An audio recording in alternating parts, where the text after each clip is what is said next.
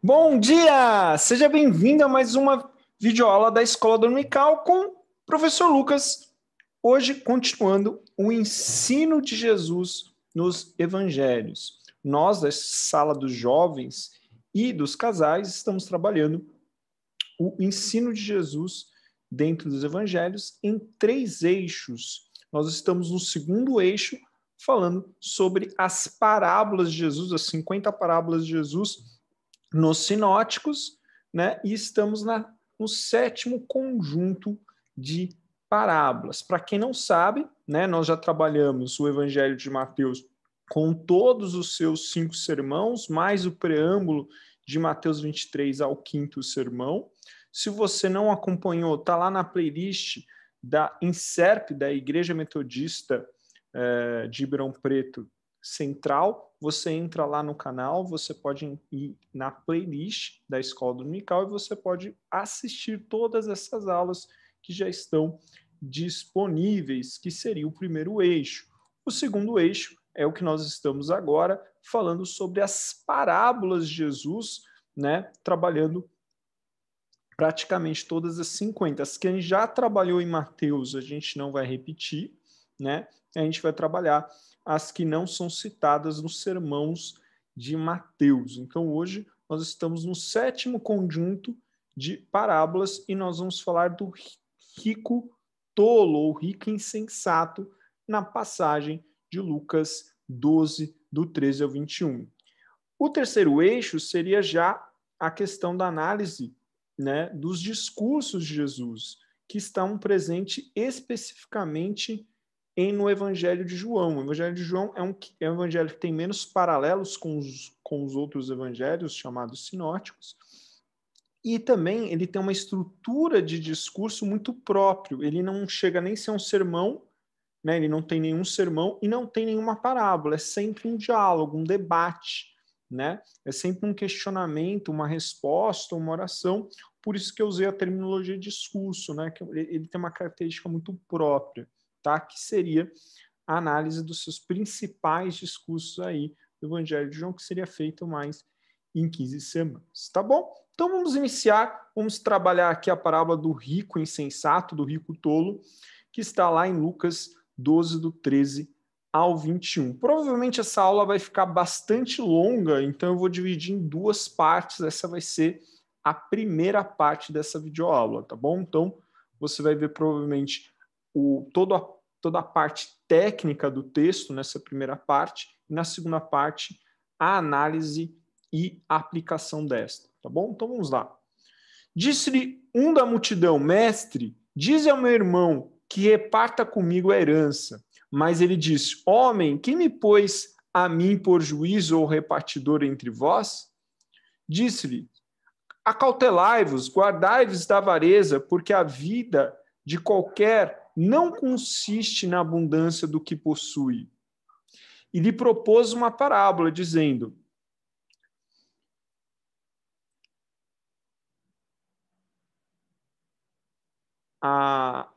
um homem rico tinha produzido com abundância e arrazoava ele entre si, dizendo: que farei? Não tenho onde recolher os meus frutos. E disse: farei isso, derribarei os meus celeiros e edificarei outros maiores, e ali recolherei todas as minhas novidades e os meus bens. E direi à minha alma: almas têm depósito muitos bens para muitos anos, descansa, come, bebe, folga. Mas Deus lhe disse: louco, esta noite pedirão a tua alma. O que tens preparados para quem será? Assim é aquele que para si ajunta tesouros, não é rico para com Deus. Bom, então qual que é o contexto aqui do texto de Lucas? Lucas capítulo 12, esse diálogo entre esse irmão provavelmente mais novo, buscando sua parte da herança, ele está praticamente no meio do capítulo, quase. E ele está conectado e se interliga a um conjunto, provavelmente, de discursos que Lucas vai redacionando nesse capítulo 12, como um caminho para longe daquilo que Jesus anuncia no início do capítulo 12, que é o quê? cuidado com o fermento dos fariseus, ou acautelai-vos do fermento dos fariseus. O que seria esse fermento, Lucas? Seria o seu sistema religioso. O fermento é uma figura de linguagem muito comum no Velho Testamento e no Novo para o pecado. Então, essa figura do fermento, desse pecado, é o sistema religioso fariseu, que é um sistema de representação, de atuação. Você atua externamente de uma forma, mas internamente nada muda. Por isso que Jesus gosta de chamar muito isso de hipocrisia. Até no verso 2 ele fala de forma hipócrita. O que é hipócrita? De Hipócrates, né? Que é aquele que criou o teatro, então de atuar. Ou seja, o fermento dos fariseus é uma religião de espetáculo, uma religião de atuação que não muda o coração do homem, que não traz o homem para Deus, né? E aqui o capítulo 12, ele deixa claro os elementos que afasta esse coração daquilo que estaria ligado a Deus. Então, a gente vê um capítulo focado muito na ideia de uma fé verdadeira, de uma fé voltada essencialmente a Deus. Lembra que a Shema, a resposta da Shema, ouve ao povo de Israel, teu Deus é um Deus único, então ama o teu Deus de todo o teu coração, de todo o teu pensamento, de toda a tua força, né? E por isso você vai meditar na lei de noite, inculcar isso na sua mente. A Shema, qual que é a resposta? Chamar? Amar integralmente a Deus. Amar integralmente a Deus. E essa religião farisaica não era um amor integral, mas um amor de aparências, né? Por isso que Jesus compara eles com uma figueira formosa, mas que não tem frutos. Porque do seu interior não sai rios de água viva, mas sai o quê? Aquilo que Jesus fala, homicídios, dolo, frutos da sua cobiça, né? Então, Jesus, nesse capítulo 12, ele vai apontar o que deve conter nesse nosso coração. E não um sepulcro caiado, como diz lá em Mateus 23, mas algo fundamental na essência, na fé verdadeira, nessa fé integral que a Shema aponta, né? Por isso, lá no versículo 4 e 7, do 4 ao 7, do capítulo 12, ele vai falar: você não deve temer instituições humanas, a religiosidade dos fariseus ou dos saduceus. Não, você deve temer a Deus, que tudo vê, que tudo conhece. Como tal, como você deve temer a Deus, então segue o seu caminho, percorre o caminho de Deus, confesse o meu nome e eu confessarei diante de Deus. Por quê? Vocês não acreditam que se vocês me confessarem, eu cuidarei de vós? Vocês acham que vocês não valem mais do que as pequenas coisas da criação, como um passarinho? Ele cita esse termo passarinho, se você perceber, 2 vezes, né, nessa primeira parte e na segunda parte do texto, no verso 32. Por quê? Porque é muito mais importante você, que foi criado por Deus a sua imagem e semelhança, para cultivar o reino sobre toda a terra. Assim, como nós cultivamos esse reino? Se atentando a ele, temendo a ele, não as instituições humanas. Entendendo que ele irá nos guardar. Nos guardando, não só nos preocupando com ele, não com as instituições humanas e suas religiosidades, mas não deixando as riquezas tomarem nosso coração e nem a preocupações com as coisas básicas desse mundo, mas tendo no centro da nossa vida o nosso propósito, o nosso chamado de fé, a nossa vida. Por isso que ele termina, né, a palavra sempre, tanto com a parábola, quanto com o segundo discurso, que vai até o 34, com a ideia do coração. Aquilo que está no seu coração é aquilo que é o seu tesouro. E o que tem que ter? A justiça de Deus, a vontade de Deus, o propósito de Deus.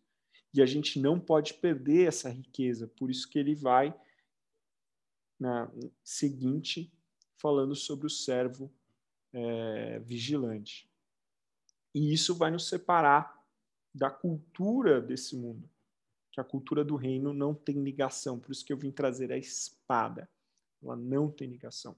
Então, resumidamente, o capítulo 12, o tema é o nosso coração tem que ser um coração cheio da cultura do reino, do temor do reino, não das riquezas, não das preocupações dessa vida, não das nossas vontades, mas como servo temente e vigilante, guardando os valores do reino. E sabendo que você vai ser separado com a sua cultura do reino. Esse é o tema.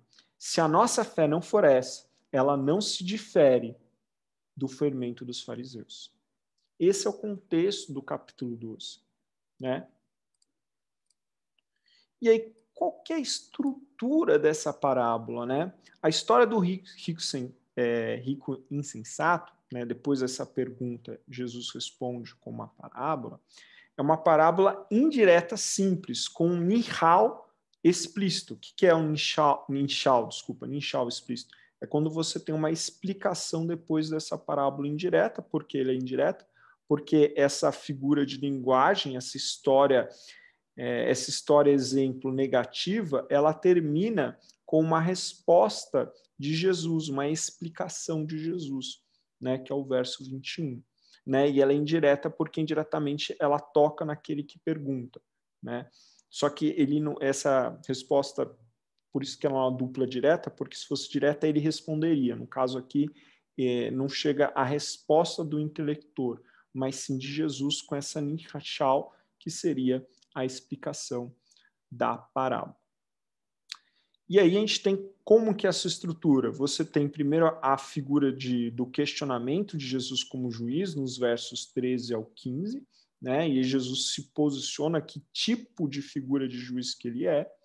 E aí a gente vê a estrutura na parábola do verso 16 ao 20, onde os 16, a parábola apresenta 4 atos. O primeiro ato, o florescimento do campo, depois o problema, a solução e esse juízo como algo abrupto. Essa estrutura abrupta do texto ela é proposital da parábola de Jesus para mostrar que o juízo de Deus pode vir a qualquer momento e que nós temos que estar prontos, né? Que é algo presente dentro do discurso de Jesus. E qual que é o princípio geral dessa estrutura? Prestar atenção, tende cuidado com todo tipo de cobiça, que é essa ideia desse desejo insaciável, que é cobiça, um desejo incontrolado que toma o nosso coração. Esse termo riquezas, cobiças, riquezas, é um tema muito comum, tanto nos escritos judaicos do período, como da cultura grego-romana no mesmo período. A diferença é que Jesus não traz uma agenda moralista apenas, ela traz um novo conceito de vida, que é o conceito do reino de Deus. Sobre a autoria, desculpa falar um pouquinho dessa parte mais técnica do texto, tentei simplificar essa questão da autoria, mas é porque você pega livros muito famosos, como as parábolas de Joaquim Jeremias, que vai falar que Lucas retirou a pergunta que antecede a parábola do Evangelho de Tomé, e você vê muitas vezes isso sendo reproduzido. Então eu vou citar aqui a parte da autoria, que normalmente eu não falo, essa parte mais técnica, porque é para não tornar um vídeo mais longo, cansativo e técnico. Mas eu vou falar por causa que é muito citado isso. Qual que é o problema do uso de Jeremias? Eles adoram qualquer coisa que é fora do evangelho canônico. Geralmente, a historiocrítica adora e sempre vai falar que foi escrito antes daquilo que é canônico. Só que tem alguns problemas históricos. Primeiro, a parábola, a gente não tem um trecho de Lucas sem a pergunta. Então, o primeiro problema, o Joaquim Jeremias fala, não, isso foi copiado de Tomé. Tá, para você me falar essa evidência, você tem que mostrar algum evangelho de Lucas que não tinha essa parte. Você não tem nenhuma evidência. Você sempre tem a pergunta e a parábola. Você tem alguns manuscritos sem o último versículo da parábola, o verso 21. Mas são textos mais tardios ocidentais, os textos mais antigos têm o 21. Então, a primeira problemática do Joaquim Jeremias era apontar um evangelho de Lucas sem esse trecho, não tem. Segundo, o evangelho de Lucas, os manuscritos de Lucas antecedem os manuscritos de Tomé. Então, provavelmente Tomé copiou esse trecho de Lucas, não ao contrário. Você já tem manuscritos do século II, você tem trechos do século II já de Lucas. Enquanto de Tomé você só tem no final do século III. No século III, a gente já tem manuscritos de Lucas com trecho dessa parábola, enquanto que o manuscrito maior de Tomé é bem mais tardio. A gente só tem um pequeno trecho de Tomé, o que você vê na tela. Mas essa passagem que é referente a de Lucas, você não tem no manuscrito de Tomé do século III, você vai ter bem mais tardio. E provavelmente Lucas escreveu em 60 depois de Cristo, enquanto os estudiosos dizem que o Evangelho de Tomé foi escrito no século II.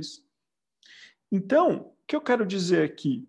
Que não, Joaquim Jeremias está errado. Ele não tem evidências para dizer que Lucas copiou esse trecho do Evangelho de Tomé. Quem copiou de quem foi Tomé, porque as evidências arqueológicas apontam para isso. Primeiro, porque Lucas é um texto anterior, como aponta os manuscritos e como aponta a patrística.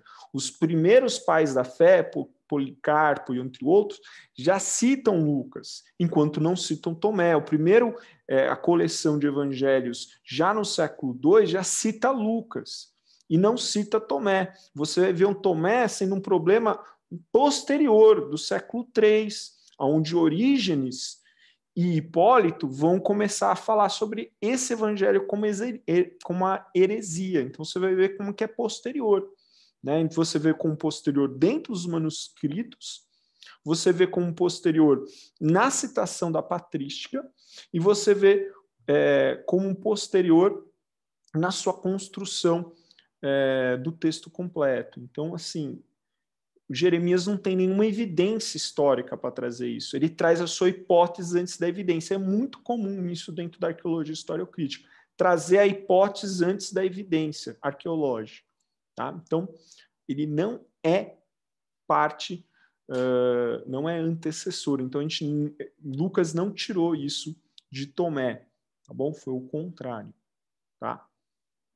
Ou seja, a autoria desse trecho, ela é lucana, ela é de Lucas. Então, me desculpem, mas é porque muitos falam isso, até pregadores já ouvi falar sobre isso, repetem esse discurso do Joaquim Jeremias, tá bom? Outra coisa é por que aquele homem veio, aquele provavelmente homem mais jovem, veio procurar Jesus, né? O que isso tem a ver com Jesus? Por quê? O rabi, a gente tem que entender como que funcionava a ideia dos rabis, né? Os rabis eram não só conhecedores da lei, mas da halaká. Halaká, pessoal, é a jurisdição da lei. É como você deve julgar a lei. Então, os escribas não eram apenas os herdeiros da cadeira de Moisés. Eles não eram só como a maneira correta de interpretar as escrituras de forma religiosa. Não era só os intérpretes da Talmud e da Tanakh, mas da Halaká, da jurisprudência da lei. Então, eles eram juízes na questão da lei. Por isso que ele procura uma figura que é um rabi que também seja um juiz político. Por quê? Se tornar um escriba, um rabi, era um ofício que você tinha que, primeiro, ter uma formação primária, que é a formação primária, basicamente, você aprenderia a reconhecer palavras ou frases. Secundária, aí você é inteiramente alfabetizado, e aí você tem informações mais básicas de retórica, lógica, entre outras coisas, textos proverbiais, e aí você já está inteiramente alfabetizado, você já tem um conhecimento, aí você iria para uma escola rabínica, que poderia ser a Shammai ou a de Hillel, né, que é avô de Gamaliel, que seria o professor de Paulo, por exemplo.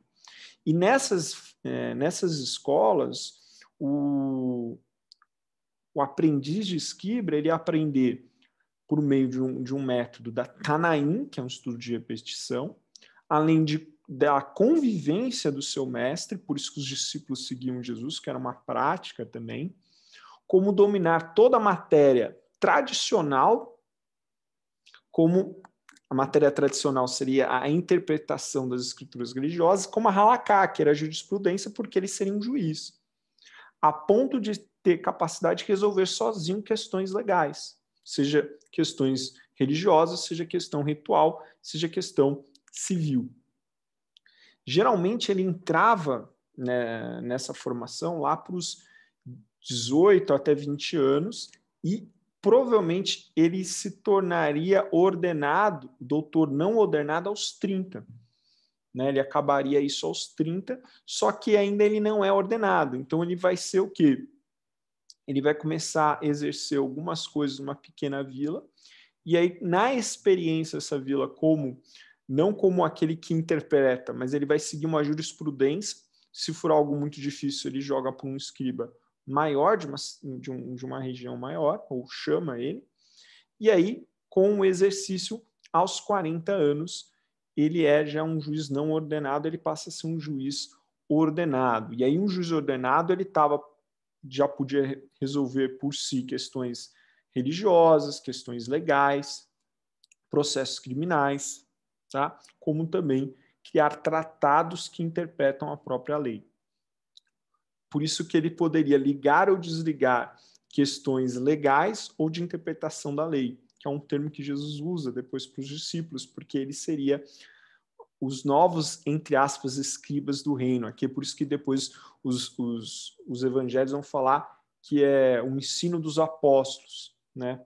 Indo nesse caminho.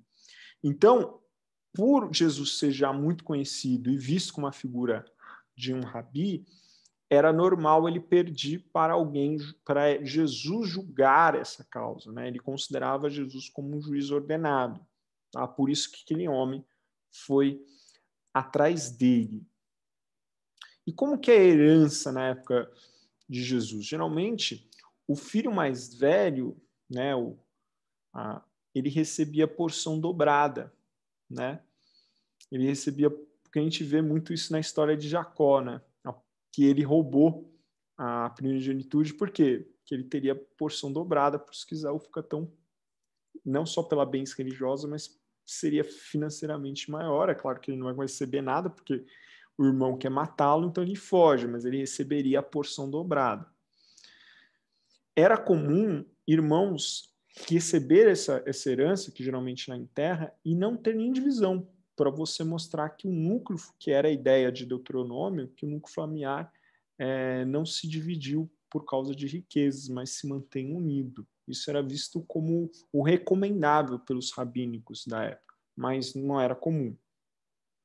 E aí, o verso 13 e 14 sugere que o irmão mais velho não fez como a lei, que era ter dividido, ainda que ele recebesse uma parte menor, ele não havia dividido, né? Daí ele querer algum juiz que ajudasse a ter algum pronunciamento para ter mais força para ele ir lá questionar o seu irmão. Ou ele estava retendo uma parte, ele deu uma parte, mas não deu a parte total. Ou ele não deu, ou ele não dividiu, ou ele dividiu de maneira incorreta, né? E aí, por isso que ele quer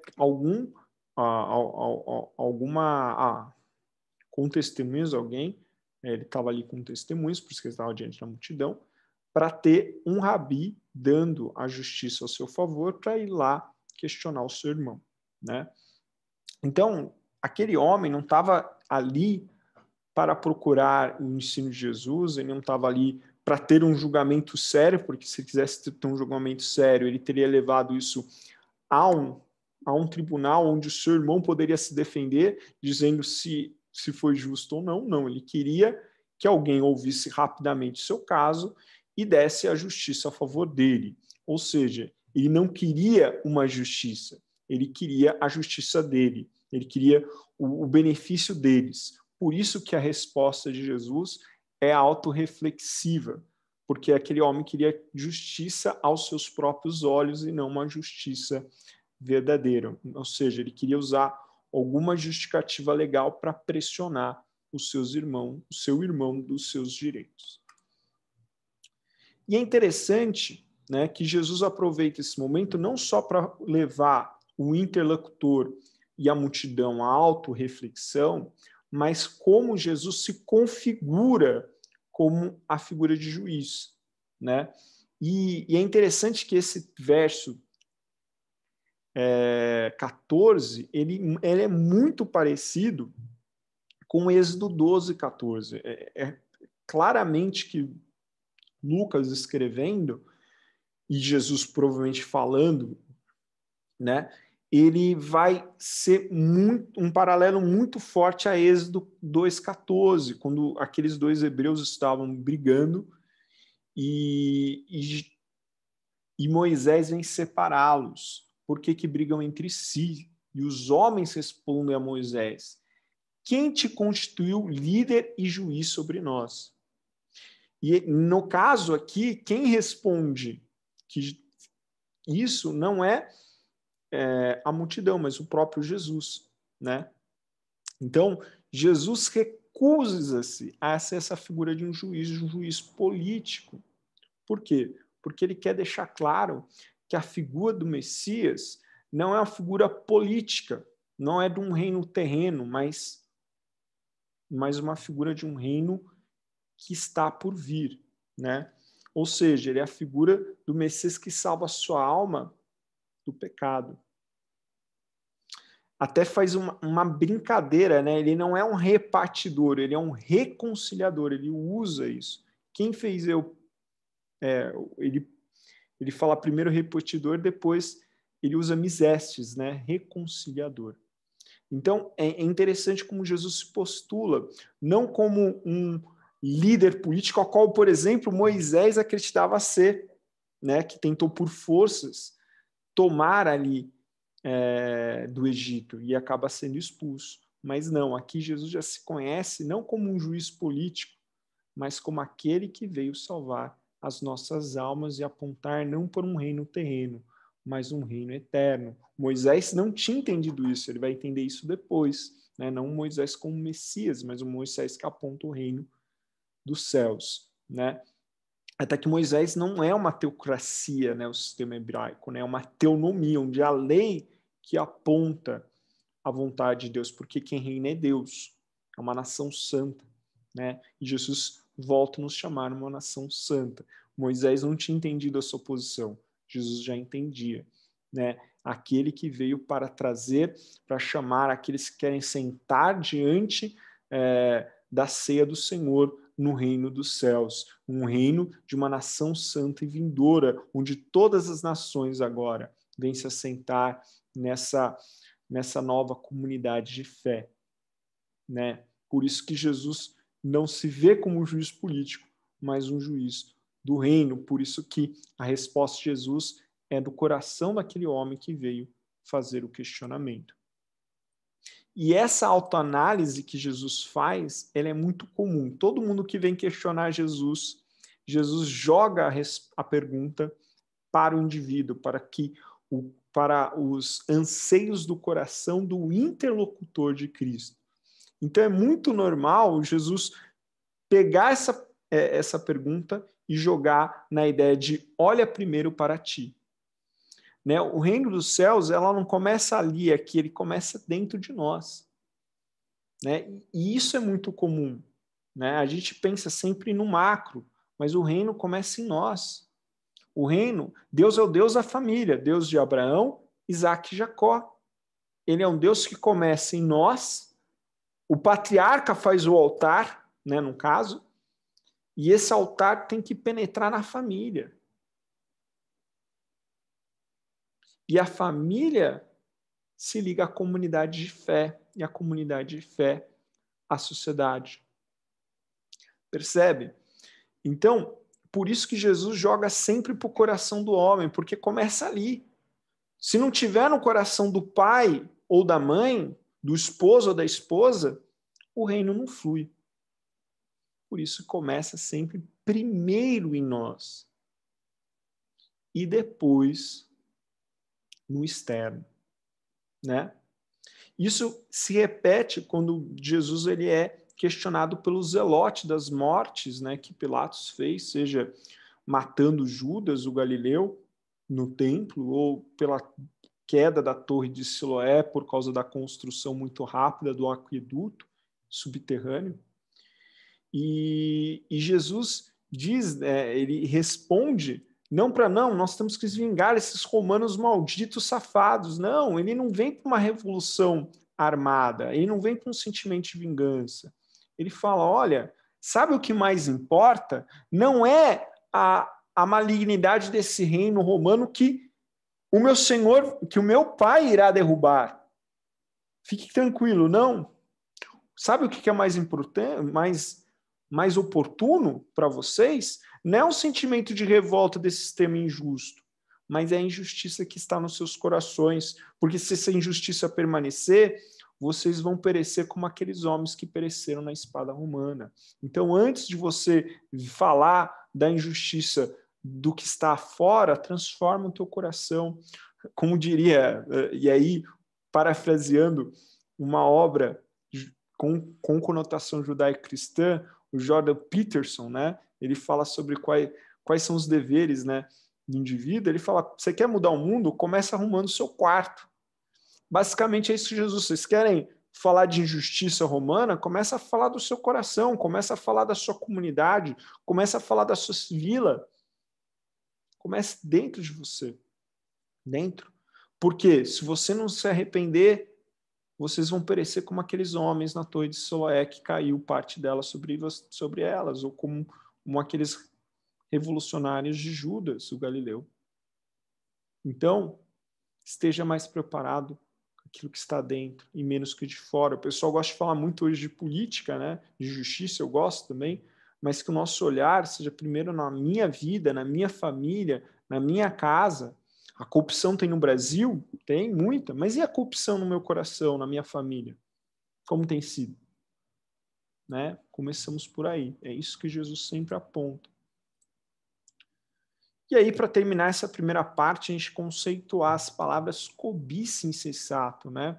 Jesus fala, cuidado, evitai todo tipo de cobiça, pois a vida do homem não consiste em grande quantidade de coisas que ele possui.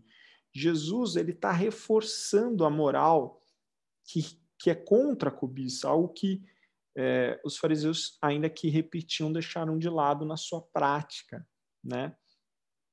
E aí ele, alusão clara a Jó, né, a Salmo 49, Jó 31, Eclesiastes 2, 4, 11, né, tudo é vaidade. Por quê? O que seria cobiça, essa pleonoxia, né? Seria um desejo incontrolável do coração. E Jesus vê isso como a base de todos os outros pecados que está no coração do homem, como os rabínicos naquela época via. Isso vai ser comum também na tradição neotestamentária. Tiago fala que o mal não vem de Deus, mas vem da nossa cobiça, em Tiago 1,14. E ele ainda vai dizer em Tiago 4,2 que as guerras existem pela nossa cobiça. Paulo vai dizer que todas as raízes de males está o amor ao dinheiro ali, a tradução é errada, é cobiça. Tá? Cobiça ali, no sentido de cobiça, cobiçar. Então, esse desejo, esse controle incontrolável por algo, por isso que é essa mãozinha aí que puxa incontrolavelmente o nosso desejo por algo, né? Por isso que Jesus fala que os olhos são janela da alma, né? Se seus olhos são maus, o coração é mau, por quê? Porque essa cobiça incontrolável que abre a nossa janela das almas, nossos olhos, para aquilo, né? Nos deixa alienados aquilo. E isso leva à insensatez. O que seria insensatez?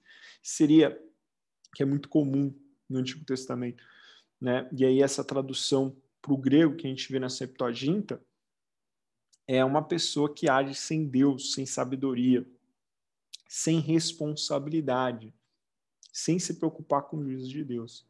Por quê? Porque ela está alinhada no seu próprio desejo, né? Então, insensatez e cobiça andam junto. E é isso que não pode participar dentro do nosso coração. Tá bom? Então, essa é a primeira parte, tá? A gente fez toda essa parte mais técnica.